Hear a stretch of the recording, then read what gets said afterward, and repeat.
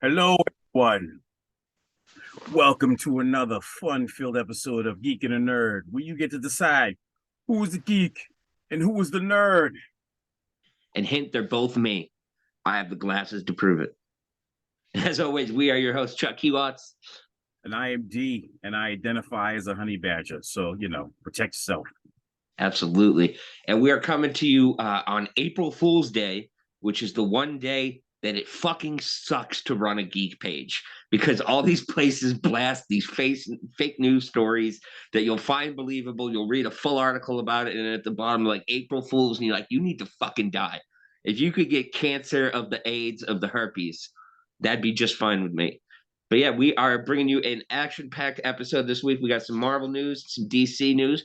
I'm going to be reviewing The Night Agent, John Wick 4, spoiler-free at the insistence of Danny, and Yeah, that's right. also the Dungeons and Dragons movie and the Tetris movie. That's right. We're packing it with 4 reviews in one episode. So I welcome you guys to GYGO. Since our last show, Danny, we have added 2 new podcasts to the network. We have Tim Thompson with Beers, Bourbon, and Body Slams. And then we have Castro and Jules with the Comic Cons podcast. So exciting news on the network front there. Yes, and we're gonna do in the works is a nice mashup show. Everyone together. We're gonna it's gonna be a bunch of randomness. And Organized chaos is my thing. how'd we come up with the name for that show again? Yeah, she kind of nailed in the first run. So all the work I So put into it was all for naught. Danny and I were talking, and we're like, "Yeah, what should we call this show?" And he's like, "Yeah, I'm working on some ideas now. I'll have something." And then just spitballing out of the air. I was like, "What if we called it Geeking Out with GYGO?" And Danny's exact response was, "Well, if you're just gonna fucking nail it on the first try, then like, what the hell?" And then Yeah. within 2 minutes, we had the logo worked up. Well, we're worked up. We get the show premise going on. We get guys jumping in, and then we're gonna do some guest appearances on each of the shows. I'm gonna join up with Castro, and I told him they may need you.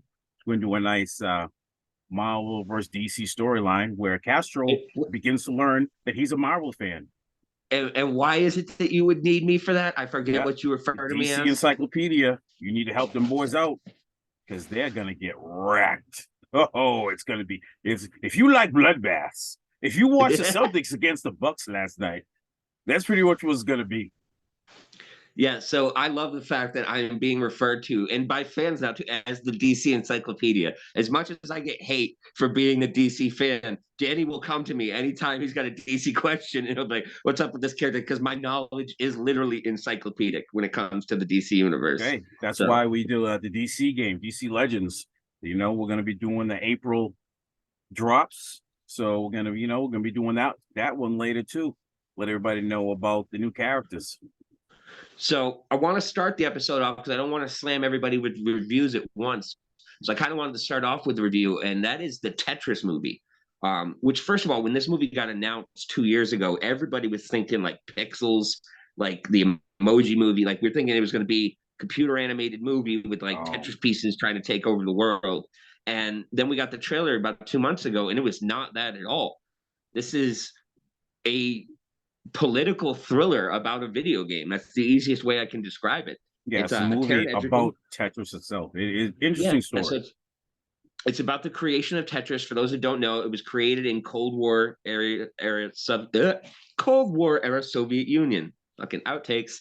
But yeah, so Taron Egerton of Kingsman fame plays Hank Rogers, the leader of a small software company who discovers Tetris at the 1983 Las Vegas Consumer Expo. And at the time, when you sold a game, you sold it for a platform. So for Tetris, for example, he bought console, arcade, and PC rights. For you buy them for different countries at the time, and then Nintendo buys the rights from him, and they let him in on the secret of the Game Boy. It's actually a really cool scene where they showed him for the first time. Like only 9 people in the world have seen what you're about to see. So then that created handheld rights, which had never been discussed before because this had never been an option. And for those that don't know, Tetris was the game that was packaged with the original Game Boy. And you find out in the movie they were going to package it with Mario. And he says to them, and it's verbatim what he said in real life. He's like, "You package it with Mario, you'll sell a couple million units to some young boys and stuff." And then he goes, "You package it with Tetris, you'll sell one to everybody." And it's this great story of them having to go and try to get the rights from Russia. Because at the time, and I didn't even know this was interesting in the movie, if you came up with something in Russia, the IP did not belong to you. It No, belonged it to the belongs to the state. state. Yeah, Yeah. the state runs everything. So then it became this bidding war with the Maxwell Company, who are now even more famous because the owner, who's portrayed in this movie, just so happens to have a daughter named Ghislaine Maxwell, aka Jeffrey Epstein's girl, aka serial child molester. But it's this interesting dichotomy. And then the dude that plays the short German from Captain America, you know, the dude with the eyes, the Mm. glasses. I love that Danny and I are such good friends that I could literally just say the dude with the eyes, and he Yeah, I instantly got knows. it. I already pictured it So in yeah, my head.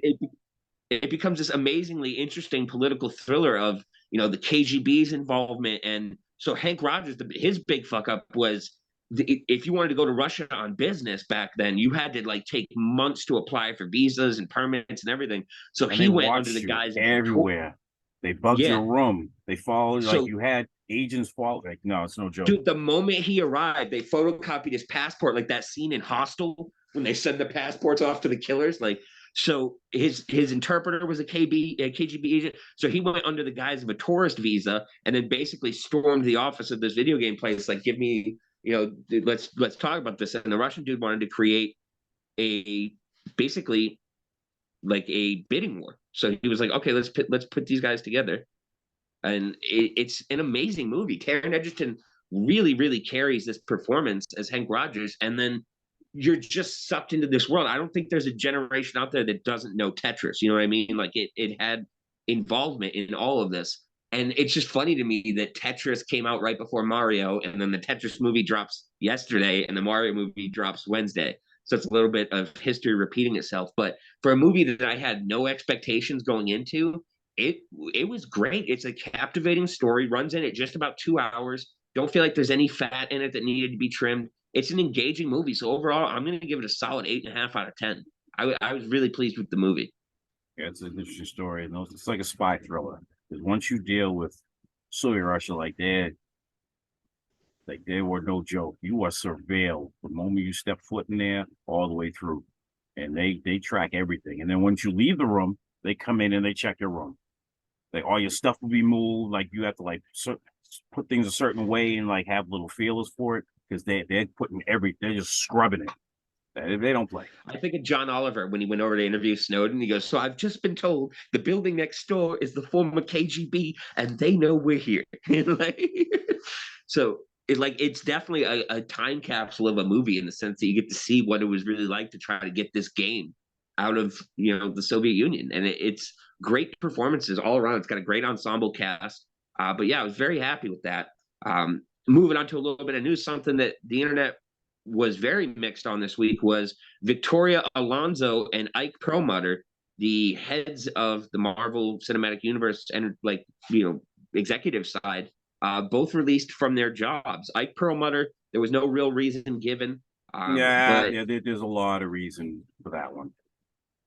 Well, Victoria Alonso, it was for violating her non-compete clause by filming a movie called The Acolyte and then hyping the movie up on a press tour, which you would think that if you had a non-compete clause in your contract, last thing you want to do is be on the red carpet of the fucking movie you violated that clause with. Oh, but she violated so many clauses already and they kept on giving her warnings. Don't do this, don't do that. Okay, but next time, okay, but next time, okay, but next time. So as far as she was concerned, she was untouchable because they gave her that understanding by repeatedly. It's like a child. You can't threaten a child. After a while, they're like, dude, you ain't gonna do nothing. I'm good.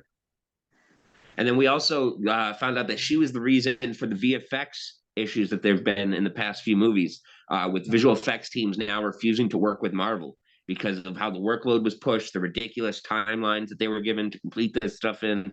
So she was kind of had her hand in a lot of the bad batch of Phase 4 that we've gotten. All right, So she changed the color of the sky after everybody was gone. So one guy had to change the color of the sky. So all the visual effects, don't blame them. Like this dude was like, well, it's just me. I don't care, dude, make it happen. She would change people's power sets, heroes' power sets, wouldn't explain to the effects people what those power sets were, and then the last minute be like, oh, that's wrong. I want it like this. Why I don't we heard just that keep Miss what they Marvel was are? the biggest example of that. Yeah, just keep it what it is so we know what we're doing. Like, what are her power sets? How do we create this? I'm not sure yet. Well, we kind of need to get the ball rolling here. Oh, well, I don't know. And she was a mean girl. Just I feel utterly. like I feel like she had a kid that was like watching the Green Lantern animated show, and she was like, you know what? Miss Marvel would be pretty cool if she could do that. All right, guys, here's what we're gonna do. We're gonna give her a bracelet. It's just gonna create everything a Green Lantern can create. Yeah, that Oh, was you just mean like a stupid. purple lantern? No, Yeah, not like a purple lantern. you should have just made her stretchy.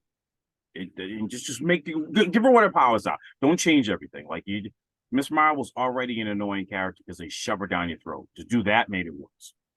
And the other I, guy is just a moron who people refuse. Like Feige pretty much said, fire him or fire me. Like that guy was cheap, well, the only reason that he annoying. was still in there was because he bought Marvel in the '90s after Yeah, Blade. he had a job. He pretty much had the Jim Lee version of what Jim Lee did when he sold Harmony Studios to DC. Yep. That's why he has his job kind of solidified. That's what this guy had.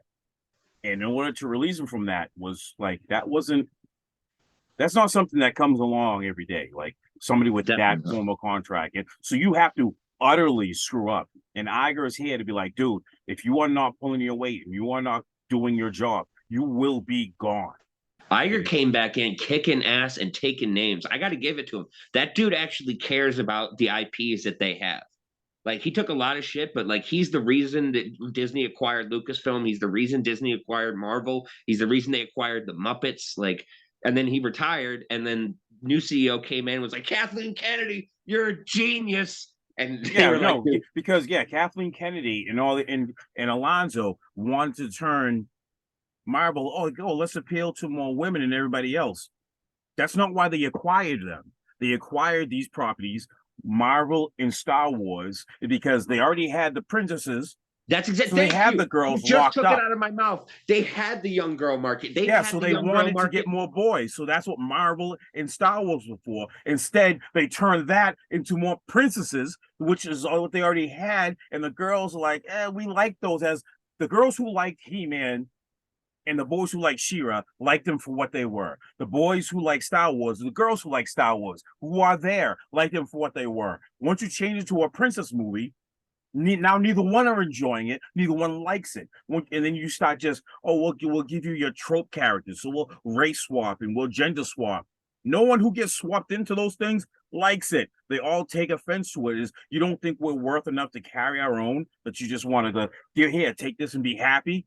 No. So they wrecked two things at the same time. So let me give you a perfect example of how the changing of the guard can be done right. And it's a weird example, but bear with me. Power Rangers, all right? Power Rangers was acquired about a year and a half ago by Hasbro, and they revamped everything. So, for those who don't know, Power Rangers has always been a hybrid show. And what I mean by that is there will be a series that'll come out in Japan. They're called Super Sentai. And then the Americans will take that season, typically a year to 2 years after it airs, use the footage of them in costumes and use the Megazord footage and then film original content with American actors and dub over the suit footage.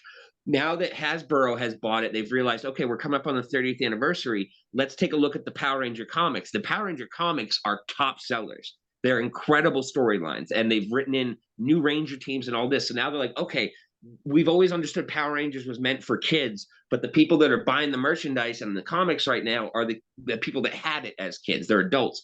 They geared all the comic book storylines to adults. They're coming out with the 30th anniversary special on Netflix, reuniting the original Rangers. And then Netflix, since they have the distribution rights now, are doing a new season called Cosmic Fury. And it is the first season where they have ever had completely original suit designs. These were all done by the American audience. There is no Sentai footage that they're using from this. They're bringing in the first Orange Ranger, and it's got more hype than anything Power Rangers has ever had. People cannot wait. It's only a 10-episode limited series. They're bringing back old Rangers throughout that. Billy, the original Blue Ranger, is the mentor of this season. Like I said, they're bringing in the first Orange Ranger. They're bringing in the Dark Ranger from the comics, who is like the fan favorite Ranger. Like they're doing everything to integrate their universe because they saw that the marketing was to adults. They're like, yeah, we've made this show for typically ages 5 to 12 is what Power Rangers was.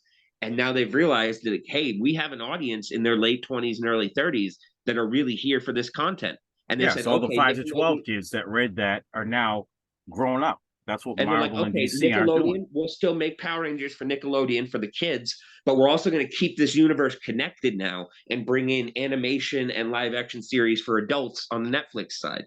So it's a way that they're revamping a 30-year-old franchise at this point, keeping it fresh, bringing in the nostalgia factor for older fans, and then creating something truly unique. They're no longer anchoring themselves to the Super Sentai footage every season. This is the first season in 30 years. So before this, there had been 4 Power Rangers ever created for the American series only. It was the Titanium Ranger is the most well-known one, and then the 3 Spirit Rangers from Jungle Fury. This is a complete, like, from the ground up American design. And the Orange Ranger may not sound like a big deal, but in the history of Power Rangers, even in the history of Sentai, there's only ever been 2 Sentai Orange Rangers, and one of them was considered a temporary Ranger. So an Orange Power Ranger is a big deal. But this is, a franchise that's, as old as some of the Marvel comics, some of the properties that we see today, that is having new life brought to it because they hired somebody that understands the IP and understands who their demographic is. Kids are not buying Power Rangers toys right now. It's the 35-year-olds like me that were like, the Pink Ranger was my first girlfriend. Mm-hmm. Like, and we're here for it. Like, I'm hyped for this anniversary special. I'm more hyped for the Cosmic Fury season to see original suits and everything, because about 10 years ago, I became a Sentai fan because I subscribed to pages and everything. I got to see the new series coming out. And then in America, they'll typically add a 6th Ranger, and that's like the extra Ranger for the team. Sentai, they'll go up to 12 Rangers. They'll be like, fucking everybody gets a morpher. Let's have a great time with it.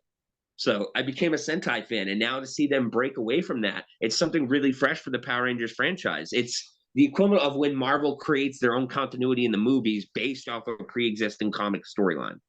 It's like, okay, we're doing Secret Invasion, but we're not doing Secret Invasion the way you know it in the comics. You know what I mean? Yeah, and that's what people are getting annoyed at. Like, they need to, they got a whole cloth change everything, and Marvel comics. Like, Marvel Entertainment is getting folded into Disney, which is a good thing, because So what we're Disney seeing with the holds people Marvel, to account. well, with the Marvel and Lucasfilm side of it, from what I'm understanding, Kevin Feige is taking a step back from his executive roles to focus more on the movie and creative side of things like he used to for phase 1 through 3. And then Dave Filoni, for those that don't know, is George Lucas's heir apparent. It's his apprentice. He trained himself. Dave Filoni did the Clone Wars. He did Rebels. He did the Mandalorian with Jon Favreau. So he is the everything new that you like about Star Wars. Exactly. He had a part. So him and Jon Favreau will be co-CEOs of Lucasfilm going forward.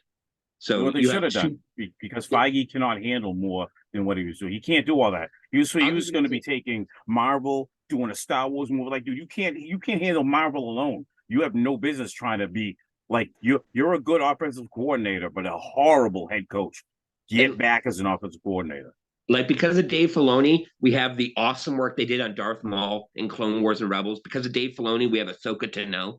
Because of Dave Filoni, we have the Darksaber. We have the Siege of Mandalore. We have Anakin's amazing turn to Vader that you see in the Clone Wars series. Like, just this dude gets it. He gets what George Lucas set out to do. He doesn't give a shit about the woke agenda or anything like that. He's like, him and Jon Favreau are like, let's just make a fucking cool Star Wars show that people want to watch. And that's why The Mandalorian is a hit. They're like, oh, season 3 is down in the ratings. It's streaming. Like, people watch this shit at different times now. Just because the ratings are down on release day doesn't mean that the same amount of people aren't watching the show. I sometimes don't watch The Mandalorian until Thursday. I mean, it's gonna take a hit after Boba Fett. Everything's gonna take a hit after Boba Fett. Like, they've kind of drowned Star Wars, so it's going to be down a little bit. You have to recapture that and prove it. So it's not just going to be a season or a couple episodes. You need to prove it with this. And if you start talking about too much of the High Republic and you're going to change this and that, then you're going to lose people again. Now Disney, whole cloth, is prove it. What, like Pixar, nobody trusts those movies. The Marvel movies and that the phase 4 and phase 5 has been a disappointment. The Star Wars has been at a catastrophe. Like, the Disney movies people are in question. They have the whole cloth, change it all, and prove to people again, and that just doesn't happen overnight. I'll give you an example of that. Like, they're making Toy Story 5, and all the VFX artists are like, dude, we don't want to make this movie. Like, we didn't want to make a 4th one. but they were like, oh, it's print money, you got to make it. It's like, where does the story wrap up from here? Like Yeah, you're just making something just so that you have a recognizable IP on your release schedule. they got highly fortunate with Toy Story 4 because I didn't think that movie was going to be as good as it was. I would be He, very, I would be hesitant to try to top that because you're really pushing it. and nobody thought they could top part three. Dude, the scene in part three where they're on the conveyor belt and they've all just accepted that they're going to die and they all start holding hands, like waterworks as a grown man. But I'm like, where is this going to come from? I'll give you a perfect example about an IP that was ridiculously popular. And then the first movie came out, and people realize the next movie in this is coming out in 4 months. You haven't seen a single trailer, heard anything about it. Dune. Dune Part 2 is coming out. I still haven't even seen Dune Part 1 because I made the unfortunate mistake of seeing the trailer. But like Dune was always considered like Lord of the Rings, this unfilmable epic and everything like that. I never It got was to Dune, nowhere near like Lord of the Rings. It was confusing and convoluted. and it's basically just about a whiny pretty boy. Like The that's worms of the spice of the worms. My name is a weapon. I'm getting and one now of you got those. they just threw every star they could in those movies. There's Josh Brolin, Jason Momoa, Zendaya, Timothy Chalamet, Ryan Gosling, fucking Florence Pugh, and nobody gives a hot shit in a warm pool about Dune Part 2. No, because Dune has a very specific fan base. And it's I don't know how I think that would probably work better as a series because it's really, really in-depth world building that you can do with that. On the DC side of things, we're taping this episode on Saturday, April 1st. Monday, April 3rd, is going to be a first for GYGO. We're going to do our first live trailer reaction because the Blue Beetle trailer will be dropping. That is next on the DC slate before Gods and Monsters starts. That's pretty much all that's left. It goes Flash, then Blue Beetle. So that'll be the last of the quote unquote DCU movies. So it'll be interesting to see that all Latino cast. Susan Sarandon playing Victoria Korg, the villain. Very interested to see that movie. I was a Blue Beetle fan because of Smallville. Smallville introduced me to the character originally. It was never a Booster Gold guy, and I know that's who they team him up with all the time in the comics. But I'm interested to see what they do with this movie. It's a practical suit. The suit looks good, and it's He's gonna be a fun Spider-Man. coming. You already know what they're gonna do with the movie. If you like Spider-Man, you're gonna love Blue Beetle. He wears more Right. blue and less red. True story. It's a very true story. So I'm definitely excited for that. We are also getting word that the first casting announcements for Superman, for all this, are going to be happening at San Diego Comic-Con. No real surprise there. Yeah. The one James Gunn said, if you're anybody who's related to me is in, I'm gonna get my wife, or get my cousin. My wife also said she wants her trainer. I don't know what they do, but they train a lot. I know that much, so he'll be in there. All Gunn's it's weird. buddies. They do this weird training called on location training where they just go to like movies and dinners together. And I guess he just brings like a medicine ball with him or something. He's But like the I don't John know. Redcorn of trainers. It's just crazy. Her headaches are gone when she comes back, but she's really tired. We also got our first looks at Lady Gaga in her Harley Quinn costume from the set of Joker 2. I like the way she looks. I think it's good. I think it makes Yeah, sense. man, I set that post out there. I think everybody needs to. Lady Gaga will. She's a good actress. She's talented.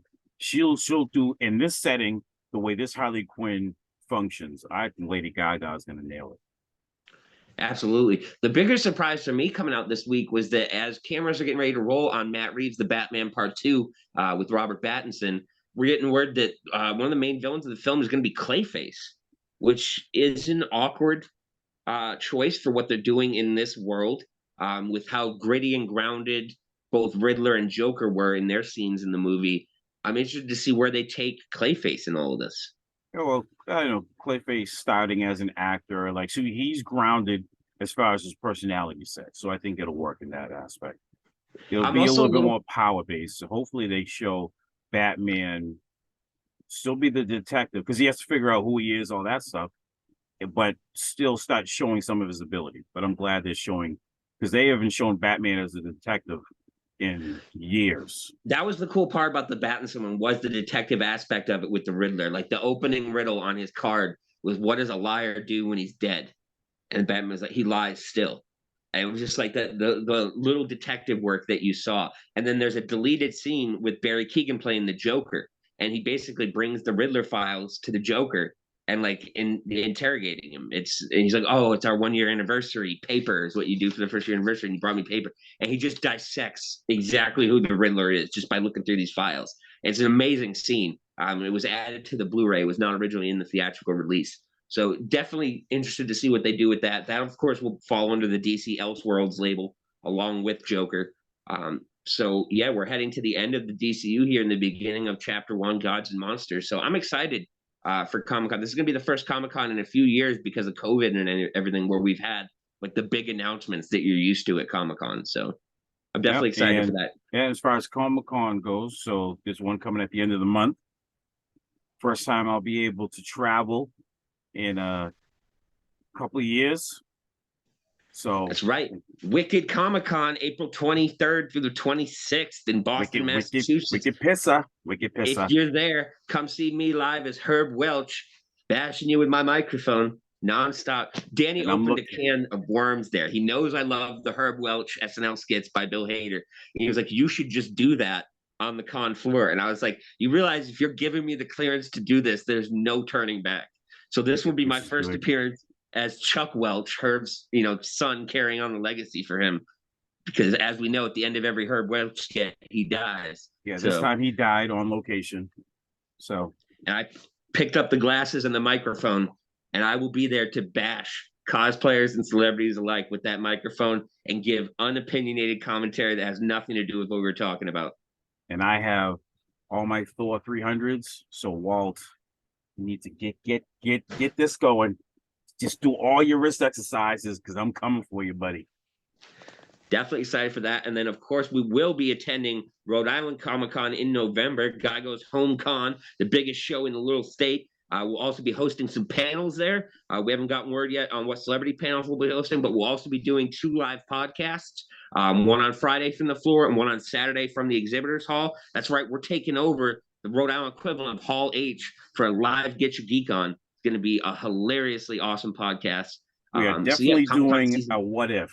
I'm not sure. We're not sure which day it's going to be, but we are definitely doing the what if. We are going to drop just get everybody at Comic-Con excited, going to all the comic shops asking, hey, where's this what if comic that I was just hearing about? Everybody that attends the Get Your Geek On Rhode Island Comic-Con panel will get a signed print of my what if cover #1.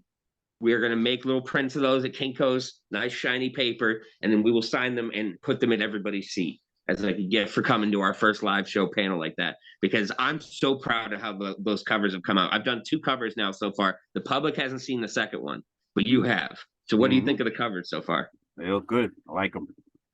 So definitely excited for that. So yeah, if you guys are still here, we're going to be wrapping up with some other reviews here. So I do want to hit a quick Netflix series that was just renewed for season 2. It's called The Night Agent. It is a conspiracy theory thriller. It's a 10-episode series, basically about this guy that mans a phone in the basement of the White House that's never supposed to ring. And if it rings, it means that, an undercover agent is in some serious shit and they need some serious help. And he gets this phone call from this clueless woman whose aunt and uncle were spies and gave her like the code words to call the line and everything as they were getting murdered. So it's basically him having to take her on and then finding out all of his bosses up to the vice president are involved in this crazy conspiracy. And then there's a kidnapping aspect to it. It moves at a breakneck pace. The plot is flawless throughout the 10 episodes of the series. Great action scenes. The dude that plays Amenadiel on the show Lucifer, his black brother, plays one of the main Secret Service agents in this, has an amazing role. Just everybody really brought their all to this. Very, very happy with how that series came out. One of the best Netflix originals in a long time, so I cannot recommend that enough. But the movie that actually took me by the most surprise was Dungeons and Dragons: Honor Among Thieves. Chris Pine, Michelle Rodriguez, Journey Smith, a bunch of great people coming into this cast. Hugh Grant playing, a British douchebag. He's a dickbag, douchebag. So, it's an amazing movie. It clocks in at just under 2.5 hours. There's a little bit of pacing issues with it, but like the dude from Bridgerton that plays the Paladin is amazing. If you've ever played Dungeons and Dragons in your life, you're gonna love the aspects of what they do with the characters and everything. There is an amazing scene with the gelatinous cube The funniest scene in the movie by far is the fat dragon. And they've showed this in the trailers. And Danny, when I tell you, imagine if Smog was on My 600-Pound Life. Like he is a dragon, but it's Heimlich from A Bug's Life, the caterpillar. Yeah. When he gets his wings, and there's just the two. That is what this dragon looks like. So it's him having to take on this ridiculously fat dragon, and it's so nice. She's like, it's like a chicken. He's like, it's not like a chicken. It's not like a chicken. And Chris Pine brings it, man. He plays a harper. Michelle Rodriguez is Holga. Bradley Cooper cameos as a hobbit who Michelle Rodriguez was banging. She's like this tall giant chick and fell in love with a hobbit. Journey Smith from Detective Pikachu plays their paladin, their wizard.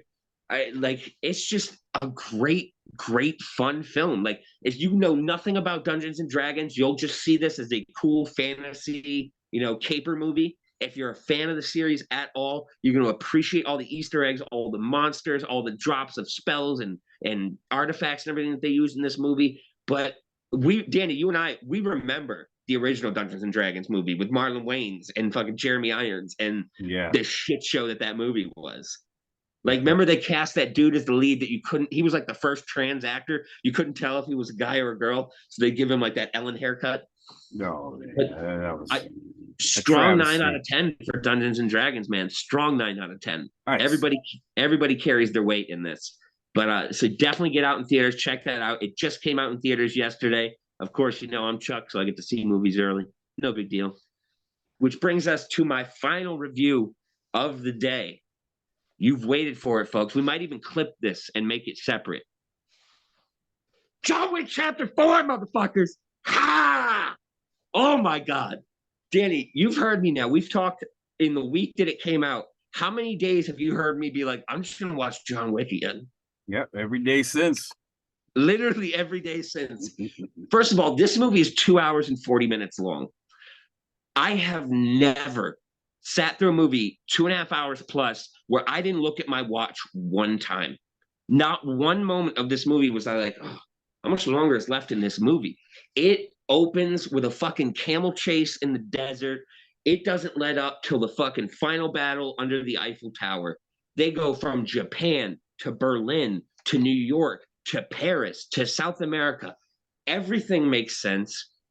One thing that pissed me off, I will say, I was in a relatively packed theater when I saw it. And when Lance Reddick first came up, I was the only person in the theater clapping. And I could hear people around me being like, what is this dude clapping about? Like, I'm clapping because of the fact that this is this dude's final appearance in film or TV, and he's done an amazing service to the character of these movies. But I got to tell you, world building, 10 out of 10. Like the overall plot, 10 out of 10. How the plot happens, no ridiculous MacGuffins or plot holes or Mary Sue characters, anything like. So basically, the spoiler-free plot of this movie is obviously the high table is still coming for John Wick after the events of the third film. Winston, after having the Continental taken from him by the new leader of the high table, tells John Wick about an ancient law in the high table where he can challenge that guy to one-on-one combat. And if he wins, he gets his freedom. If he doesn't, he dies, and the high table gets what they want. So the high table chooses a proxy, like Game of Thrones when they would choose a champion for them. And that proxy just so happens to be John Wick's best friend, Kane, played by Donnie Yen, who plays a blind assassin in this film that was forced to give up his eyes for the high table to get out to take care of his daughter. So they are pitted against each other. This has probably 3 of the best action scenes I've ever seen. If you watch it, you'll understand the Dragon's Breath shotgun, where they shoot it from above, and it's him with this incendiary shotgun just working his way through a house. And then the Arc de Tremont scene in France is a scene where he cannot get away from this high-speed chase, so he's just going around this rotary in loops until he takes out every single fucking person in the loops. They get out, they're having hand-to-hand combat, being thrown into oncoming cars, being shot into oncoming cars. The supporting cast, Titi Awali comes in as a new character, Mr. Nobody, a black dude that's a tracker that's not associated with the high table, but gets brought in because of the bounty on John Wick.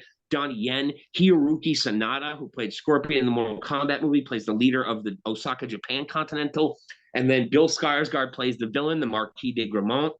This movie has everything. It has redefined what action movies are because of what it's done with the story and the world building and the side characters. And then it just has taken the gun fu aspect to a new level. So like the big thing in this one is now they have high table guards that wear bulletproof armor from head to toe. And like the only weak spot is their necks. So there is so much neck gore in this film.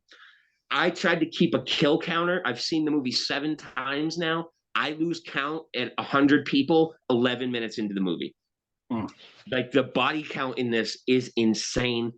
The stunt work, the only thing that I found laughable was the amount of times that John Wick falls down flights of stairs. So to get to the final battle, he has to go up these 225 stairs. He gets kicked down those stairs 3 separate times. And when I say he gets kicked down, I mean he rolls down every single stair. We clocked it. It's a minute and 20 seconds of him rolling down the stairs in one scene. It's absolutely insane, but it works. It shouldn't, but it fucking works. This movie on every level delivered. It ended in a way where my first time seeing it, I was like, I don't know if I like that ending.